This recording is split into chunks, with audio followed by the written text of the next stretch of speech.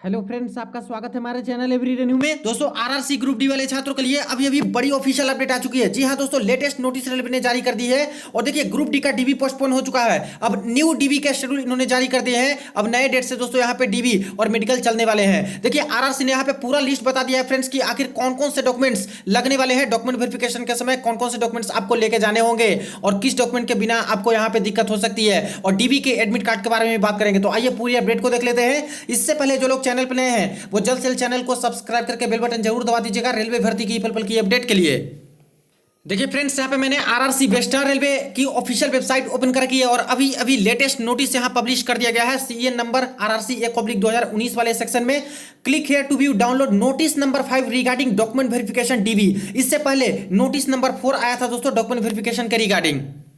तो ये रही notice, railway recruitment cell western railway. यहां पे देख लीजिए, Mumbai CN RRC 1/2019 dated 23/2/2019 recruitment for various post in level 1 notice number 5, जो कि आज ही यहां पे जारी किया गया है। Notice for document verification first DV of PWBD and CCAA candidate. यानी जो फर्स्ट डीवी होने वाला है इस जोन से, वो दिव्यांग छात्रों का होगा, पीडब्ल्यूबीडी वाले छात्र के होंगे और एक्ट अप्रेंटिसेस वाले छात्र को होंगे। नॉर्मल छात्र का अभी नहीं होने वाला है। अब यहां पे देख लीजिए, जो चेंजेस हुए हैं और जो बदलाव किया गया दोस्तों वो इस तरह से है। In continuation to notice number 4 dated 18/1/2023, it is advised that document verification scheduled to be held from 30/1/2023 to 8/2/2023 at RRC office Grant Road Mumbai is now rescheduled and will be held from 1/2/2023 to 10/2/2023 at RRC office Mumbai, Ahmedabad, Vadodara and Rajkot. यानी दोस्तों venue भी बदल दिए गए हैं और plus debt भी बदलाव कर दिया गया है। पहले जो यहाँ पे 30 जनवरी से यहां से डीवी कंडक्ट कराने वाले थे और 8 फरवरी तक डीवी चलने वाला था इस जगह पे, इसको चेंज इन्होंने कर दिया है। अब इसको रीशेड्यूल कर दिया है फ्रेंड्स। और अब जाके जो इनके डीवी और मेडिकल चलेंगे वो डीवी की शुरुआत होगी 1 फरवरी से और 10 फरवरी के बीच में चलने वाले हैं। और कहां कहां पे? आरआरसी ऑफिस मुंबई में, अहमदाबाद में, बड़ोदरा में और राजकोट में। तो इन सभी जगह पे यहाँ पे डीवी चलने वाले हैं, तो कि ज्यादा छात्र का यहाँ पे डीवी कंडक्ट कराएंगे। इसके बाद apart from this there are no changes in the notice published on 18/1/2023। तो ये जो अभी आप लोगों ने चेंजेस देखा, इसके अलावा 18 तारीख के डेट में जो नोटिस आई थी उसमें कोई दूसरा बदलाव नहीं किया गया है। अब देखिए, 18 तारीख के डेट में ये नोटिस इन्होंने जारी किया था, नोटिस नंबर 4 डीवी के रिगार्डिंग। अब इसमें इन्होंने इस तरह से बोला था कि जो यहाँ पे डीवी चलेगा वो इस तरह से डीवी का डेट रखा गया था। और टोटल बात करें तो 324 पीडब्ल्यूबीडी दिव्यांग छात्रों का डीवी चलने वाला है, जो कि 107 एलडी वाले हैं, विजुअल इंपेयर्ड वाले 175 हैं, हियरिंग इंपेयर्ड वाले 34 है, मल्टीपल डिजेबिलिटी वाले 7 हैं और एक सर्विसमैन एचआई में 1 है। उसी तरह से सीसीए एक्ट अप्रेंटिसशिप वाले 1240 छात्र हैं, जो कि यहाँ पे बिल्कुल प्रॉपर पाए गए हैं और इनका डीवी चलेगा, जो कि 30 से 8 के बीच में, जबकि ये डेट अब कैंसिल हो चुका है, इस डेट के अकॉर्डिंग नहीं। अब यहाँ पे 1 फरवरी से लेकर 10 फरवरी के बीच में डीवी चलने वाले हैं और कुल 4 जगह है, 4 वेन्यू है जहां पे नया नोटिस में बताया गया है कि उन सभी जगह पे चलेंगे। बाकी देखा जाए तो कट ऑफ मार्क्स इन्होंने मेंशन किया था, इसमें कोई बदलाव नहीं है। Cut off marks as it is यही रहने वाले हैं, जो कि इन्होंने बता दिया है। जो पीडब्ल्यूबीडी और एक एक्ट अप्रेंटिस वाले छात्र हैं उनके। अब जो आज नया नोटिस आया है उसके अकॉर्डिंग आगे देखा जाए तो intimation regarding document verification is also being sent by email SMS to shortlisted candidate. यानी जितने शॉर्टलिस्टेड कैंडिडेट हैं सभी को ईमेल एड्रेस के थ्रू और एसएमएस के थ्रू इसको बता दिया जाएगा।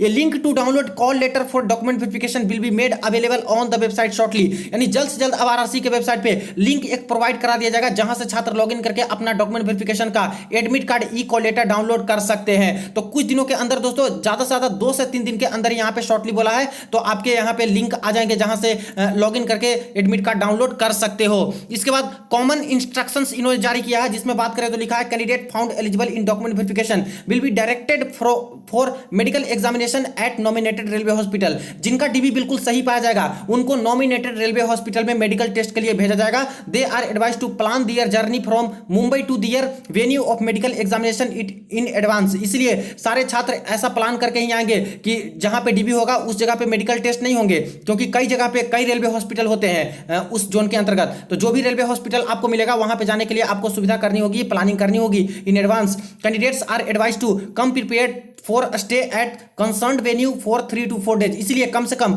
3 से 4 दिन रहने खाने की व्यवस्था करके ही आप लोग जाइएगा। और देखिए जिस दिन आपकी डीवी रहती है उसके जनरली उसके नेक्स्ट डे ही आपको मेडिकल टेस्ट के लिए भेजा जाता है। जैसे ही डीवी कंप्लीट हो जाएगी तो आपको एक मेडिकल मेमो दे दिया जाता है जिसपे रेलवे हॉस्पिटल का नाम लिखा रहेगा और फिर आपको सारा कुछ इंस्ट्रक्शन दिए जाएंगे। इसको लेके आपको उस हॉस्पिटल में जाना पड़ता है जहां पे दूसरे दिन आपको मेडिकल टेस्ट कंडक्ट कराए जाते हैं। इसके बाद देखा जाए तो लिखा है request for change of venue of medical examination will not be considered, यानी जो रेलवे हॉस्पिटल आपको दे दिया गया उसी रेलवे हॉस्पिटल में जाके आपको मेडिकल टेस्ट कराने हैं, कोई दूसरा रेलवे हॉस्पिटल में आप लोग नहीं जा सकते, बदलाव नहीं होगा। Candidate must bring a copy of application form and following certificate in original. देखिए कुछ छात्र के प्रीवियस में क्वेरीज आ रहे थे कि सर यहाँ पे बोल दिया गया है कि एप्लीकेशन फॉर्म का प्रिंट आउट भी लेके आएंगे, तो क्या ये जरूरी है? तो देखिए फ्रेंड्स ये जरूरी नहीं है। यहाँ पे इन्होंने बोल दिया है जिनके पास एप्लीकेशन फॉर्म की प्रिंट आउट है वो तो अपना प्रिंट आउट लेके जाइएगा, लेकिन जिनके पास नहीं है तो इसको छोड़ के बाकी सारे डॉक्यूमेंट्स आप लोग लेके जाइएगा। क्योंकि जब ये लोग डीवी कंडक्ट करते हैं तो डीवी कंडक्ट करते समय जो भी यहाँ पे अथॉरिटी रहते हैं उनके पास पहले से ही आपके एप्लीकेशन प्रिंट के एक फॉर्म इनके पास रहते हैं, उनके अकॉर्डिंग ही सारे डॉक्यूमेंट आपके ये लोग चेक करते हैं। तो आपसे बस मंगाया जा रहा है, आपके पास होगा तो लेके जाइएगा, नहीं है तो नहीं लेके जाइएगा। क्योंकि 2019 में ही फॉर्म आई थी और इसके बाद लगातार डिले पे डिले चलते गए, लगभग 3.5-4 साल हो गए हैं। किनके पास यहाँ पे फॉर्म होगा? बहुत सारे छात्र के पास तो होगा भी नहीं। और ऐसा अगर कंपलसरी होगा तो इनको तो लिंक देना चाहिए फिर से डाउनलोड करने का एप्लीकेशन प्रिंट आउट। तो ऐसा नहीं है फ्रेंड्स, कोई जरूरी नहीं है, अगर है तो लेके जाइए, नहीं है तो यहाँ पे बाकी सारे डॉक्यूमेंट आप लोग लेके जाइए, कोई दिक्कत आपको नहीं होने वाली है। विद 2 सेट्स ऑफ फोटोकॉपीज, और जितने ओरिजिनल डॉक्यूमेंट आप लोग लेके जाइएगा सभी के 2-2 फोटोकॉपीज भी आप लोग को निकलवा के लेके जाने होंगे और वो सेल्फ अटेस्टेड होना चाहिए, यानी कि सारे फोटोकॉपी आप लोग निकलवाइएगा तो उसके खाली स्थान पे अपना एक सिग्नेचर कर देना है, जो भी आपका नाम है उस तरह से कर देना है, तो वो सेल्फ अटेस्टेड हो जाता है। अब कौन कौन से डॉक्यूमेंट लेके जाने हैं देखिए आरआरसी ने यहाँ पे बता दिया है। अब सारे डॉक्यूमेंट ध्यान से देखिएगा। फर्स्ट है marksheet and certificate of all educational technical qualification mentioned in the application form notification. Form भरते समय जो जो डिटेल्स आप लोग डाले थे, जैसे कोई डाले थे कि 10th भी मैं पास हूं, 12th भी पास हूं, आईटीआई या फिर कुछ ग्रेजुएशन इस तरह से, तो जितने डॉक्यूमेंट का जिक्र आपने किया था फॉर्म भरते समय वो सारे डॉक्यूमेंट्स आपको लेके जाने हैं। अब यहाँ पे सवाल आते हैं कि मैं बीटेक का कैंडिडेट हूं, मेरे पास 6 सेमेस्टर का है और बाकी सेमेस्टर के नहीं है, या फिर किसी कैंडिडेट क्या कि मैं फर्स्ट ईयर में ग्रेजुएशन में हूं लेकिन बाकी सारे सेकंड ईयर थर्ड ईयर का मेरे पास नहीं है, तो क्या ये जरूरी है? तो फ्रेंड्स ऐसा जरूरी नहीं है, जितना तक के आपके पास सर्टिफिकेट है लेके जाएं, क्योंकि मिनिमम एजुकेशनल क्वालिफिकेशन ही इस पोस्ट के लिए 10th है, तो 10th तक का आपका पूरा बिल्कुल सही होना चाहिए, तो आपको जॉब में कोई दिक्कत नहीं होगी, जॉब लग जाएगी। तो जो फॉर्म भरते समय डाले थे वो सारे डॉक्यूमेंट है तो लेके जाइए, वरना 10th तक का तो सारा आपको लेके ओरिजिनल जाना ही होगा इस जॉब के लिए। इसके बाद देखिए यहाँ पे बोले गए हैं गैजेट नोटिफिकेशन एंड और any legal document in case of formal change in name. अगर किसी ने 2019 में फॉर्म आया था, इसके बाद किसी ने अपना लीगल नेम को चेंज कर लिया है, बदल दिया है नेम, तो ऐसे केस में जो गैजेट में आप लोग नोटिफिकेशन डलवाते हो नेम चेंज करने के दौरान, तो वो गैजेट नोटिफिकेशन आपको लेके जाना होगा, या फिर कोई लीगल डॉक्यूमेंट हो उसको आपको लगाना होगा जो नेम चेंज करवा लिए हैं। बाकी दूसरे के लिए तो ये जरूरत है नहीं। इसके बाद देखिए सी में है एनसीवीटी, एनटीसी या फिर NSC SCVT certificate and marksheet for CCA candidate, यानी जो भी आईटीआई वाले छात्र हैं या फिर जो एक्ट अप्रेंटिस वाले छात्र हैं, ऐसे छात्र क्या करेंगे अपने अपने आईटीआई का सर्टिफिकेट लेके आएंगे, एनसीवीटी या फिर एससीवीटी वाले, और जो एक्ट अप्रेंटिस वाले छात्र हैं वो भी अपना एनसीवीटी का मार्कशीट जो है लेके जाएंगे। इसके बाद देखिए certificate for proof of date of birth as mentioned in the notification, यानी एक डेट ऑफ बर्थ का प्रूफ भी आपको लेके जाना होगा certificate. In absence of relevant date of birth certificate candidature of candidate will be cancelled, birth certificate will not be considered as valid documentary proof. अब यहां पे बोला गया है कि जो बर्थ सर्टिफिकेट का कोई प्रूफ लेके नहीं जाएंगे उनके कैंडिडेचर कैंसिल किए जाएंगे, लेकिन फ्रेंड्स ऐसा नहीं है। जो आपका मार्कशीट होता है 10th का, 10th से ही ये लोग बर्थ सर्टिफिकेट का वैल्यूएशन करते हैं, या फिर जो आपके फादर मदर के नेम ये सब है सब कुछ वेरीफाई करते हैं। तो 10th क्लास का जो सर्टिफिकेट है उस पर भी आपका डेट ऑफ बर्थ लिखा रहता ही है, तो डेट ऑफ बर्थ है तो वो एनफ है आपके लिए एज ए प्रूफ देने के लिए कि मेरा डेट ऑफ बर्थ क्या है, वो प्रूफ के लिए। बाकी अलग से कोई बर्थ सर्टिफिकेट लगाते हो तो वो मान्य नहीं होगा, ये लोग बोल रहे हैं। तो जो सर्टिफिकेट आपके पास है वो एनफ होता है 10th क्लास का सर्टिफिकेट, इसको वेरीफाई करने के लिए। तो यहां से क्लियर हो गया, कोई दिक्कत नहीं है। इसके बाद नेक्स्ट बात करें तो नेक्स्ट है caste certificate for SC ST, यानी जो एससी एसटी वाले छात्र हैं वो अपना कास्ट सर्टिफिकेट लेके आएंगे, जो कि नोटिफिकेशन में बताया गया है और पहले के एक वीडियो में मैंने आपको बता दिया था।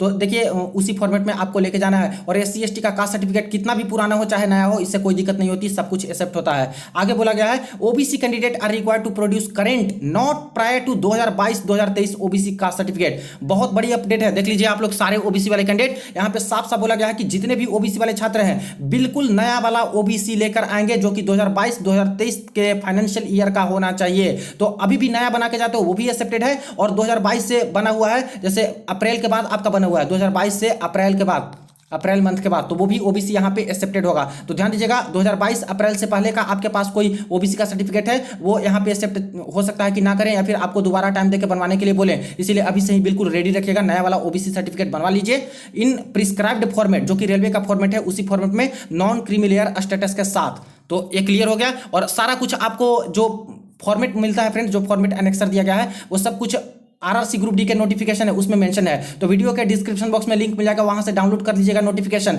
और नोटिफिकेशन के लास्ट वाले पेजेज ये सब में देखिएगा, अंतिम में जाइएगा तो वहां पे सारे कुछ नजर आ जाएंगे, सारे कुछ फॉर्मेट। आगे देखिए, income and asset certificate for economically weaker section EWS as per annexure number 3 of notification, यानी जो ईडब्ल्यूएस वाले कैंडिडेट हैं वो अपना ईडब्ल्यूएस का सर्टिफिकेट लेके आएंगे। और ध्यान दीजिएगा ईडब्ल्यूएस के बारे में इन्होंने बोल रखा है कि जिनका पुराना वाला वो भी ये लोग एक्सेप्ट करेंगे, और जिनका नया है वो भी ये लोग एक्सेप्ट करेंगे। लेकिन ईडब्ल्यूएस सर्टिफिकेट भी फाइनेंशियल ईयर के तौर पे ही, हर फाइनेंशियल ईयर में जो होते हैं परिवार, उनके एसेट्स और जो संपत्ति होती है वो उसका चेंज होता है। तो इसके बेसिस पे क्या कीजिएगा कि आप लोग नया ईडब्ल्यूएस सर्टिफिकेट बनवा लीजिएगा, कोई दिक्कत वाली बात नहीं है। पुराना भी है तो उसको भी साथ लेके जाइएगा, नया भी लेके जाइएगा। और अगर जो नया नहीं बनवाते हैं तो पुराना वाला भी लेके जा सकते हैं, क्योंकि इन्होंने हाई पावर कमेटी का रिकमेंडेशन आया था, इसमें साफ साफ बोल दिया था कि पुराना भी एक्सेप्ट करेंगे, नया भी एक्सेप्ट करेंगे। तो यहाँ से ये भी क्लियर हो गया। आगे देख लीजिए, एनओसी फ्रॉम सर्विंग एम्प्लॉई, यानी जो दूसरे जगह पे कोई जॉब कर रहे हैं, ध्यान दीजिएगा, मेनली गवर्नमेंट जॉब या फिर semi government job. Government job मतलब स्टेट गवर्नमेंट या फिर कोई भी गवर्नमेंट, और सेमी गवर्नमेंट मतलब जो सेमी गवर्नमेंट हो, यानी कि थोड़ा प्राइवेट का भी उसमें हो और गवर्नमेंट, दोनों मिला के। तो ऐसा कोई जॉब कर रहे हैं तो ऐसे केस में वहां पे रिजाइन करना होगा और उसका एनओसी लेके आना होगा और यहाँ पे देना होगा। अगर आप लोग फॉर्म भरते समय डिटेल नहीं डाले थे कोई गवर्नमेंट जॉब का, और बाद में आपके गवर्नमेंट जॉब लगे हैं, या फिर उसी समय लगे थे लेकिन डिटेल डालना भूल गए थे इस समय कि मैं गवर्नमेंट जॉब करता हूं, तो ऐसे केस में भी एनओसी आप लोग लेके जाइए। वहां पे डीबी में आपसे पूछे जाएंगे कि क्या आप कहीं जॉब करते हो, तो हाँ बताइएगा, तो एनओसी मांगा जाएगा तो एनओसी दे दीजिएगा, तो आपका क्लियर हो जाएगा, कोई दिक्कत वाली बात नहीं होगी। तो इस बात का ध्यान रखना है। इसके बाद देखिए, सेल्फ डिक्लेरेशन जो यहाँ पे दिया गया है, NOC in case of ex serviceman. तो जो ex serviceman, NOC in case of ex serviceman जो है उनके लिए यहाँ पे सेल्फ डिक्लेरेशन लगने वाले हैं, डिस्चार्ज सर्टिफिकेट जो एक्स सर्विसमैन खास करके होते हैं। इसके बाद देखिए, disability certificate in case of PWD, यानी दिव्यांग छात्र हैं उनका जो डिजेबिलिटी सर्टिफिकेट होता है दिव्यांगता वाला, वो लेके जाना है। 5A 5B 5C जो फॉर्मेट होता है उसके बेसिस पे, जैसे एक नॉर्मल होता है, एक यहाँ पे मल्टीपल डिजेबिलिटी वाला होता है, तो उसके अकॉर्डिंग जो परफॉर्मा दिया गया है वो नोटिफिकेशन में देख लीजिएगा आप लोग, 5A 5B 5C, उसी के अकॉर्डिंग आपको बनवा के लेके जाना है। Photo identity card as mentioned in CNRRC, इतना any one and photo copy of both side of Aadhaar card with original Aadhaar card, और साथ में उसका फोटो कॉपी भी लेके जाना है, और आधार कार्ड ही मांगे गए यहाँ पे, साफ साफ बता दिया गया। या फिर एक्स्ट्रा कोई आइडेंटिटी प्रूफ है तो उसको भी लेके जा सकते हो, फोटो कॉपी या फिर ओरिजिनल, जैसे जो आपका वोटर आईडी कार्ड हो गया, पैन कार्ड हो गया, वो सभी एक्स्ट्रा लेके जा सकते हो, लेकिन आधार कार्ड मस्ट लेके जाना है। इसके बाद आगे देख लीजिए, बोला गया है रिसिप्ट ऑफ ऑफलाइन पेमेंट, जो ऑफलाइन पेमेंट किए थे SBI ब्रांच में जाके चालान के माध्यम से, ऐसे छात्र स्लिप रिसिप्ट का लेके आएंगे। तो मैक्सिमम तो ऑनलाइन पेमेंट ही करते हैं फॉर्म भरते समय, तो इसकी जरूरत पड़ेगी नहीं। हालांकि कोई SBI ब्रांच में जाके चालान कटवा के फॉर्म फी के तौर पर दिए थे पैसे, तो वो अपना चालान का जो प्रिंट आउट है वो लेके जाइएगा, जो रखे होंगे अभी तक। तो income certificate for waiving examination fee economically backward classes, यानी जो EBC वाले हैं, और कई लोग EBC में टिक भी गलती से लगा दिए हैं, तो ध्यान दीजिएगा, जो EBC वाले कैंडिडेट हैं अपना अपना इनकम सर्टिफिकेट बनवा के लेके जाइएगा, और नया वाला बना के लेके जा सकते हो। पुराना वाला भी है तो चल जाएगा, लेकिन नया वाला इस साल का फाइनेंशियल ईयर वाला 2022-2023 वाले लेके जाइएगा तो एक्सेप्टेड होगा।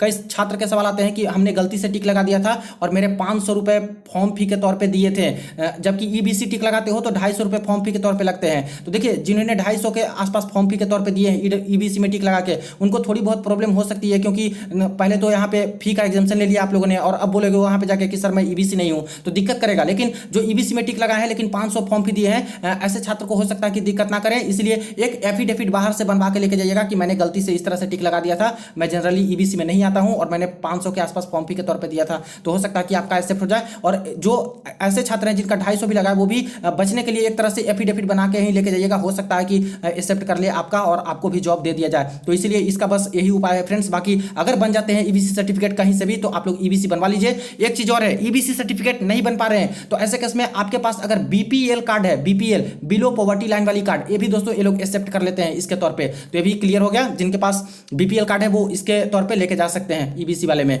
आगे देख लीजिए, एक चीज और है, यहाँ पे बहुत सारे छात्र के कहने हैं कि मेरा नेम के स्पेलिंग में मिस्टेक हो गया फॉर्म भरते समय, मेरे फादर्स नेम के स्पेलिंग में, मदर्स नेम के स्पेलिंग में, डेट ऑफ बर्थ डालने में, सर्टिफिकेट का नंबर डालने में, या फिर परसेंटेज डालने में, या फिर एड्रेस डालने में, कुछ भी आधार कार्ड के नंबर डालने में कुछ भी गड़बड़ी हुई है तो ऐसे केस में आपको एक एफिडेविट बनवा लेना है। अगर नेम के स्पेलिंग में मिस्टेक हुआ है तो उसके लिए अलग से एफिडेविट, फादर के नेम में स्पेलिंग में मिस्टेक हुआ है तो उसके लिए एक अलग से एफिडेविट, डेट ऑफ बर्थ डालने में गलत हुआ है तो उसके लिए अलग से एफिडेविट। तो सब जितना गलती की हो फॉर्म भरते समय सबके लिए अलग अलग से एक एफिडेविट आपको बनवा के लेके जाने हैं, क्योंकि वहां पे मांगा जाएगा। और अगर गलती पाई जाती है, फॉर्म में कुछ और है, आपके सर्टिफिकेट में कुछ और होता है, ऐसे केस में दिक्कत करेंगे। इसलिए बिल्कुल मस्ट है, गलती की हो तो एफिडेविट बना के लेके जाइएगा, कोई प्रॉब्लम नहीं होगी, जॉब भी आपके लग जाते हैं।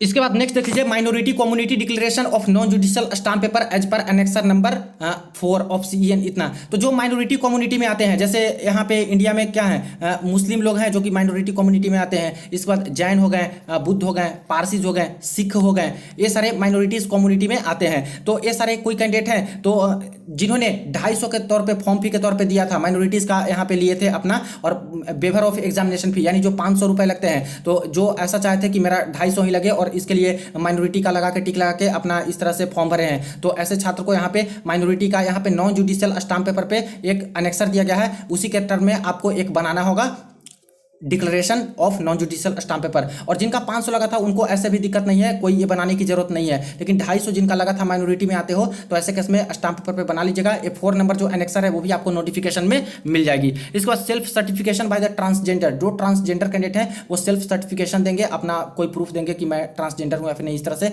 जम्मू कश्मीर वाले छात्र ध्यान दीजिएगा, उनको डोमिसाइल की जरूरत पड़ेगी। दूसरे स्टेट यूनियन टेरिटरी के कोई भी कैंडिडेट है उनको कोई डोमिसाइल की जरूरत नहीं पड़ेगी, लेकिन सिर्फ जम्मू कश्मीर के छात्र हैं उनको अलग से एक सर्टिफिकेट लगता है, डोमिसाइल सर्टिफिकेट। इसके बाद नेक्स्ट देखिए, degree of divorce, judicial separation from competent court of law and affidavit stating that the candidate has not remarried, यानी जो भी यहाँ पे मेल या फिर फीमेल कैंडिडेट हैं जिनका डिवोर्स हो चुका है और अभी तक यहाँ पे कोई दोबारा शादी नहीं किए हैं, तो ऐसे केस में कोई कैंडिडेट हैं तो वो अपना जो जुडिशियल सेपरेशन हुआ है उसका कोई प्रूफ लेके जाएंगे या फिर एफिडेविट बनवा के लेके जाएंगे कि मेरा डिवोर्स हो चुका है या फिर जो भी इस तरह का मैटर है। तो नॉर्मल के लिए नहीं है, जिनका केस है वही ये सर्टिफिकेट लेके जाएंगे। आगे देखिए यहाँ पे, in case of window death certificate of spouse and affidavit stating that the candidate has not remarried, यानी जो कोई विडो है यानी कि विधवा है तो उनके पति का अगर देहांत हो गया है यानी कि डेथ हो गया है तो ऐसे केस में अभी तक उन्होंने शादी नहीं किया है तो इसके रिगार्डिंग एक एफिडेविट भी बना के इनको देना होगा। तो ये भी जनरल कैंडिडेट के लिए नहीं है, नॉर्मल के लिए नहीं है, जिनका इस तरह का केस है वही लेके जाएंगे। Candidate are also required to carry 6 copies of photograph similar to the scanned copy of the photograph uploaded on the online application, यानी फॉर्म भरते समय जो फोटो डाले थे वही 6 फोटो आपको लेके जाने हैं। लेकिन फ्रेंड्स ध्यान दीजिएगा, अगर वो फोटो नहीं है तो नया फोटो भी आप लोग लेके जा सकते हो, वो भी बिल्कुल एक्सेप्टेड होता है, कोई भी दिक्कत नहीं होगी। Of latest photograph form and copies of latest photograph, यहाँ पे पुराना वाला भी बोला गया है और नया वाला भी बोला गया है, तो अगर पुराना वाला नहीं है तभी दिक्कत नहीं है, नया वाला भी फोटोग्राफ खिंचवा के लेके जाइएगा, वो भी एक्सेप्टेड यहाँ पे होता है। तो ये सारे मेनली डॉक्यूमेंट है फ्रेंड्स, जो कि सभी छात्र को तो सारे डॉक्यूमेंट देने नहीं है, बाकी आप लोग जिस कैटेगरी से आते हो उसके अकॉर्डिंग आपको पता चल गया होगा कि आपको कौन कौन से डॉक्यूमेंट्स हैं जो कि यहाँ पे बनवा के बिल्कुल तैयार रखने हैं। और इसके रिगार्डिंग पहले से भी मैंने आपको वीडियो बना के बता दिया था कौन कौन से अनेक्सर कैसे कैसे होते हैं, किस तरह से बनाने होते हैं, उसका भी मैंने आपको बता दिया था। और इस वीडियो में भी डिस्क्रिप्शन बॉक्स में लिंक है, वहां से नोटिफिकेशन डाउनलोड करके सारे अनेक्सर जो फॉर्मेट होते हैं उसको आप लोग देख सकते हो। कैंडिडेट में please note that the merely being, इस तरह से यहाँ पे करके लिखा है। तो फाइनली ये सारे डॉक्यूमेंट हैं जो कि लगने वाले हैं। डॉक्यूमेंट से रिलेटेड कोई और आपके क्वेरीज हैं तो चाहो तो कमेंट सेक्शन में पूछ सकते हो। वीडियो को ज्यादा से ज्यादा दोस्तों के साथ शेयर कर दीजिएगा, चैनल को सब्सक्राइब कर दीजिएगा पल पल की अपडेट के लिए। चलिए मिलते हैं नेक्स्ट वीडियो में नेक्स्ट अपडेट में।